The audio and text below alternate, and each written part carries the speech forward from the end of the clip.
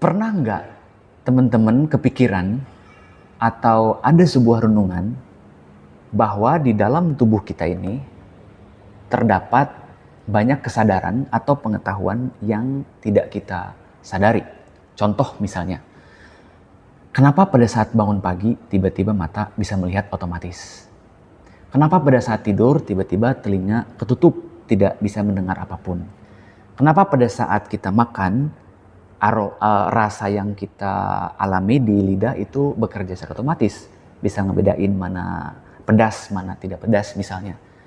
Atau misalnya kenapa tiba-tiba hidung bereaksi ketika mencium aroma tertentu. Memang hal-hal tersebut sudah berjalan secara otomatis karena itu sudah dibuat mekanismenya oleh Tuhan sebagai satu perangkat yang bekerja otomatis. Tapi disitulah sebenarnya letak keamazingannya atau keluar biasaannya. Bahwa di dalam tubuh kita ini, perangkat-perangkat yang sudah ditanamkan itu luar biasa. Dia bisa bekerja tanpa kita atur, tanpa kita perintah, tapi saat yang sama dia bisa mempengaruhi cara kita berpikir, cara kita merasakan, dan cara kita berperbuatan atau berperilaku. Contoh misalnya, kalau kita melihat sesuatu yang tidak menyenangkan, maka hati kita langsung bereaksi sedih atau marah atau nggak enak. Kalau kita mencium aroma yang indah, aroma kok indah ya, aroma yang wangi gitu, aroma yang enak, misalnya parfum, maka pikiran kita senang atau hati kita jadi kayak wah gitu.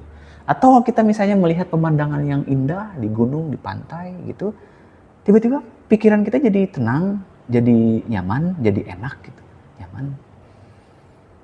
Atau saat kita mendengar gosip tetangga gitu, atau saat kita mendengar kabar yang kurang enak, maka hati kita bisa terganggu, perasaan kita bisa terganggu. Nah, itu artinya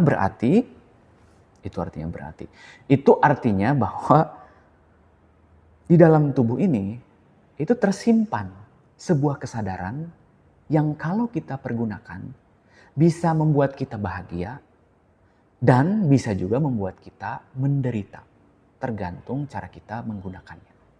Di dalam ilmu pengetahuan, tubuh ini memiliki 5 panca indera.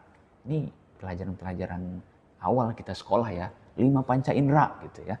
Ada indera mata, penglihatan, ada indera apalagi? Pendengaran telinga, ada indera apalagi? Indera penciuman hidung, ada indera pengecap lidah, dan ada indera peraba atau kulit ya gitu. Dan di video ini saya ingin membreakdown ini secara kesadaran gitu, bukan hanya secara pengetahuan. Karena apa? Karena masih banyak di antara kita, termasuk saya juga, yang seringkali tidak sadar menggunakan kelima panca indera ini dengan sebaik-baiknya. Kenapa dibilang tidak sadar menggunakannya? Karena kita sering menggunakannya untuk hal-hal yang kurang bermanfaat atau untuk hal-hal yang tidak membuat kita tumbuh, atau menggunakannya bisa membuat kita stres, bisa membuat kita menderita, membuat kita jadi suffering gitu. Ya, so kita bahas dari yang pertama, yaitu indera penglihatan atau mata. Indera penglihatan itu dibagi menjadi 3. Satu, subjek atau mata yang melihat. Kemudian ada objek atau sesuatu yang dilihat. Dan ada aktivitasnya, yaitu penglihatan. Jadi mata melihat sesuatu. Itu kan? Nah, kenapa diginiin? Supaya kita jelas gitu. Karena mata sendiri dia tidak punya pengetahuan, tidak punya perspektif, tidak punya perasaan. Mata hanya melihat. Kalau mata melihat warna biru misalnya, maka itu adalah objek yang dilihatnya oleh mata. Tapi yang menamakannya biru siapa? Kan diri kita.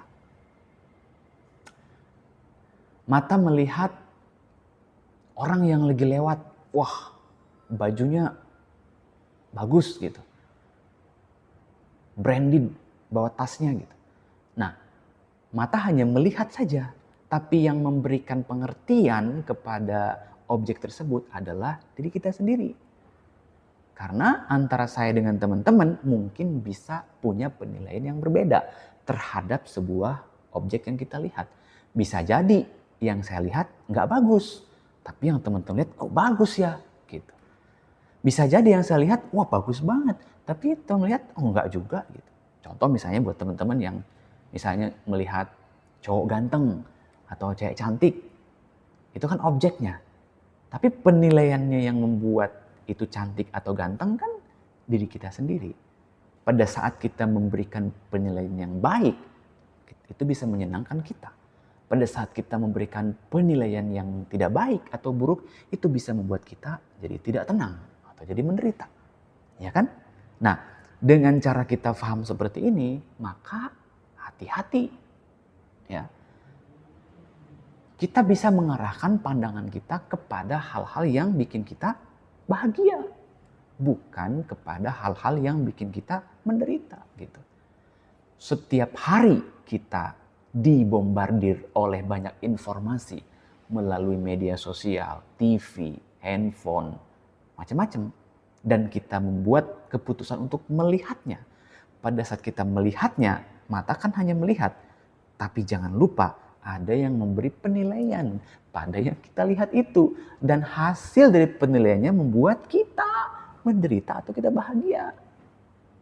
Contoh, terlalu banyak melihat berita-berita negatif. Maka informasi itu akan masuk ke dalam diri kita melalui mata yang kita lihat. Sehingga kita jadi berpikir negatif. Sebaliknya, kalau kita banyak melihat sesuatu yang positif, maka informasi yang positif juga akan masuk ke diri kita. Cara berpikir kitanya juga nanti, cara memberi penilaiannya akan jadi positif juga. Ya, jadi kebanyakan dari kita tidak menyadari ini. Anak-anak terutama, remaja, gitu, bahkan mungkin orang tua juga.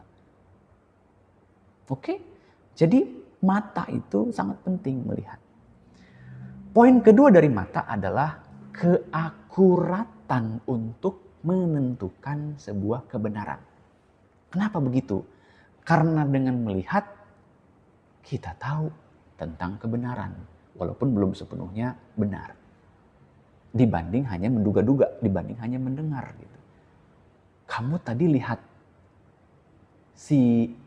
siapa misalnya? Kamu tadi lihat si Farid nggak? Kamu lihat si Amel nggak tadi? Nah, dengan cara melihat, kita jelas, oh aku lihat dia, aku jelas. Tidak bisa dibohongin lagi. Jadi, poin kedua dari mata tadi, selain dia memberi penilaian, selain dia sebagai menghadirkan informasi yang kita lihat, poin kedua adalah kita bisa mencari sesuatu yang benar, peristiwa yang benar, keberadaan yang benar, dan tidak diragukan lagi dengan cara melihat. Buktikan. Jangan cuma ngomong doang, jangan cuma bergosip. Ini kebanyakan dari kita suka bergosip tanpa melihat kebenarannya. Jadi hati-hati kalau kita menyebarkan sesuatu yang belum kita tahu kebenarannya, apalagi kita belum lihat, itu bisa menjadi gosip, bahkan bisa menyesatkan informasinya. Apalagi kalau kita hubungkan dengan keyakinan, dengan agama, dengan kepercayaan. Sudahkah kita melihat apa yang kita imani, apa yang kita percayai? Nah, ini nanti debatable, ini nanti masuk pembahasan berikutnya. Tapi paling tidak di level paling mendasar adalah gunakan mata kita untuk memverifikasi kebenaran yang kita ingin tahu kebenarannya. Gitu. Karena dengan cara begitu, kita bakal punya keyakinan yang tidak bisa dibantah atau digoyahkan oleh siapapun. Karena aku sudah melihatnya gitu. Tidak bisa dibohongi lagi. Ya. Poin ketiga adalah mata, penglihatan juga punya peran di dalam meningkatkan kualitas hidup kita. Kenapa bisa begitu? Banyak orang yang sukses hanya dengan mengaktifkan atau menggunakan dengan baik indera penglihatannya. Contoh, fotografi, video, melukis, apalagi. Banyak. Bekerja, mata. So Tuhan juga memberikan sebuah fasilitas lewat panca indera kita ini untuk meningkatkan kualitas hidup. Perbanyak tonton video-video yang mencerahkan. Perbanyak tonton materi-materi atau video-video yang membuat kita tumbuh. Perbanyak melihat ke karya-karya orang lain yang tercerahkan atau yang berhasil gitu. Jadi gunakan mata untuk hal-hal yang baik gitu. Karena dia adalah alat untuk merekam semua kejadian yang kita punya ke dalam batin kita. Yang nanti kita akan bahas ke dalam memori kita. Jadi mulai sekarang kita meletakkan kontrol kepada diri kita sendiri terhadap mata yang kita punya. Tolong gitu. Terima kasih Tuhan sudah memberikan mata ini dengan baik. Masih jelas. Dan tuntun kita untuk membawa penggunaan mata ini dengan baik. Bukan pada hal-hal yang tidak baik. Karena bisa jadi kegagalan hidup kita itu punya peran dari apa yang kita lihat setiap harinya. Sebaliknya, keberhasilan dalam hidup kita juga punya peran dari mata yang kita tentukan keputusannya melihat apa gitu ya. Oke, jadi di video kali ini satu panca indera itu bisa banyak hal kemana-mana. Panca indera yang kedua adalah hidung. Jangan hidung dulu ya. Yang kedua adalah telinga. Telinga adalah fungsinya untuk mendengar. Jadi telinga, subjeknya mendengar, kemudian sama kayak tadi juga aktivitasnya mendengar dan objek yang didengarnya apa? Yang didengarnya adalah suara. Jadi setiap panca indera kita itu punya sebuah tugas untuk membangun pengetahuan, membangun kualitas hidup ya dengan cara mengaktifasi atau mengoptimalkan apa yang ada dalam diri kita itu. Berapa banyak dari kita yang hanya mendengar sesuatu bisa bikin bete. Berapa banyak dari kita yang mendengar sesuatu bisa bikin marah. Itu kenapa? Padahal telinga tidak memberikan penilaian, dia hanya mendengar. Yang memberikan penilaian adalah lagi-lagi diri kita. Tapi berapa banyak juga dengan menggunakan telinga ini kita jadi bisa mendengar hal-hal yang bermanfaat. Dengar kajian, dengar pelajaran, dengar apalagi berita baik.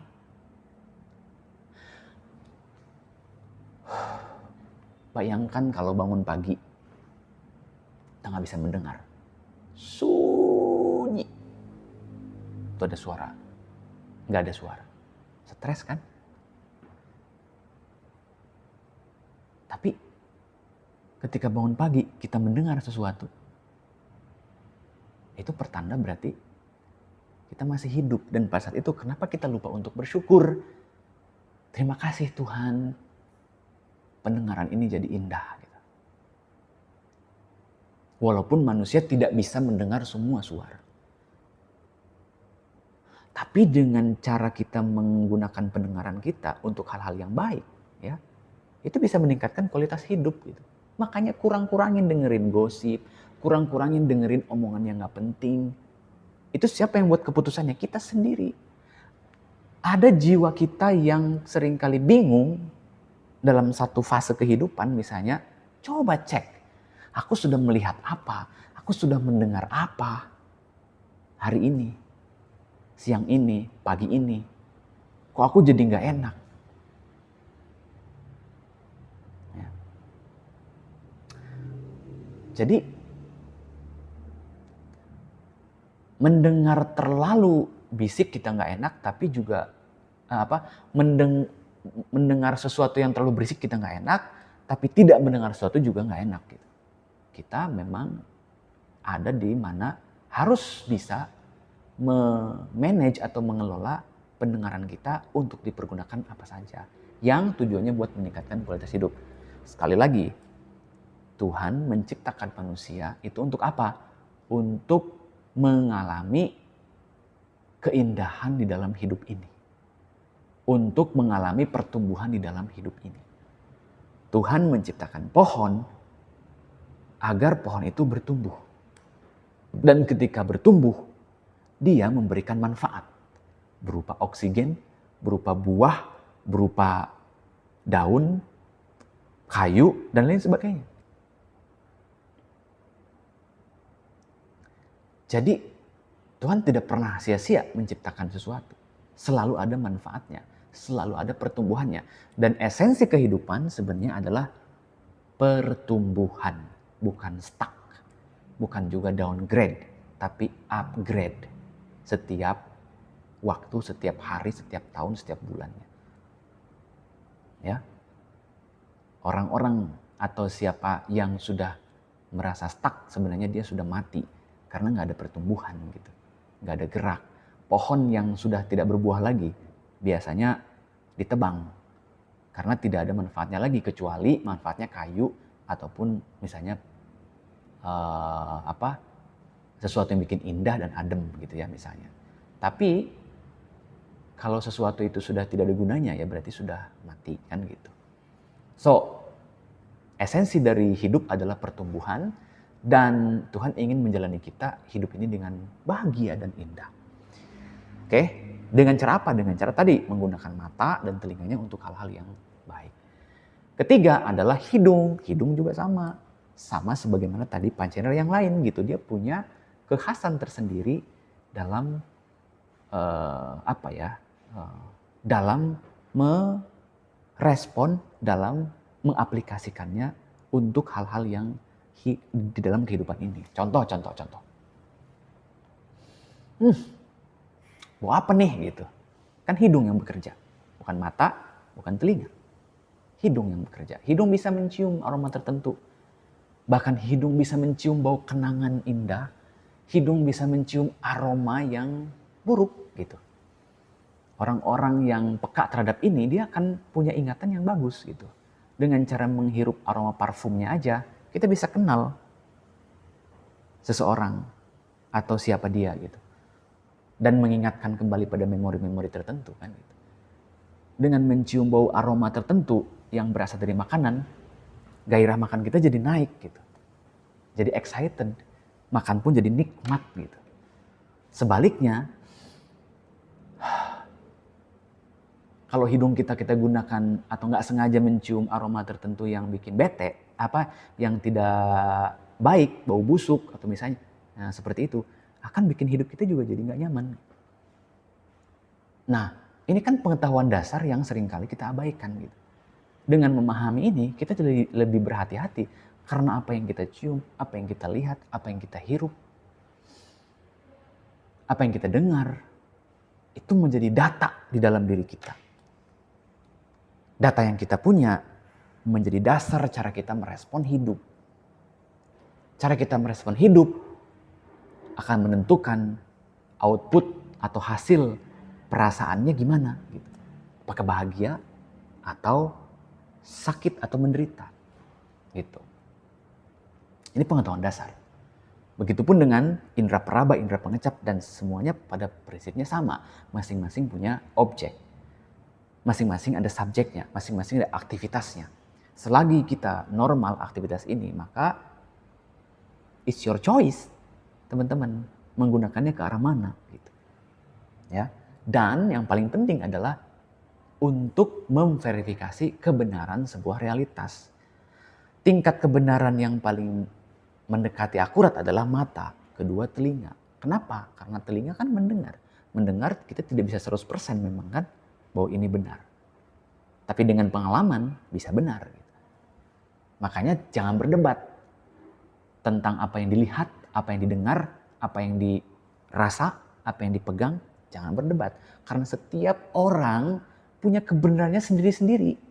Bisa jadi menurut saya benar, belum tentu menurut teman-teman benar. Sebaliknya bisa jadi menurut saya salah, belum tentu di mata teman-teman salah. Gitu. So, tidak bijak memperdebatkan sesuatu berdasarkan panca indera. Tapi jangan tertipu. Poin terakhir dari panca indera ini dia ada sesuatu yang bisa mengelabuhi kita. Contoh misalnya, mata bisa aja berbuat sesuatu atau menginformasikan sesuatu tidak akurat.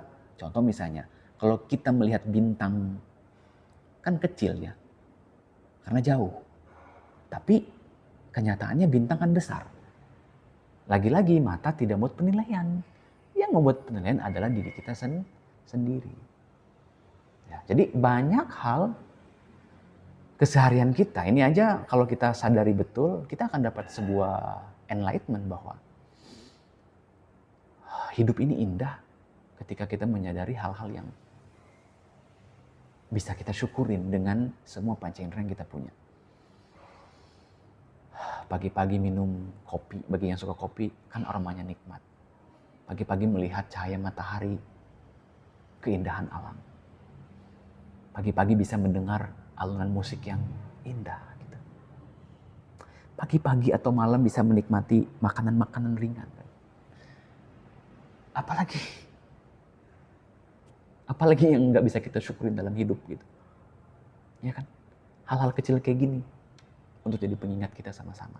Karena untuk bisa menjadi manusia yang bahagia adalah dia yang pertama-tama bisa mensyukuri setiap hal kecil yang kita dikasih oleh Tuhan dengan semua perangkat panca indera ini untuk menikmatinya.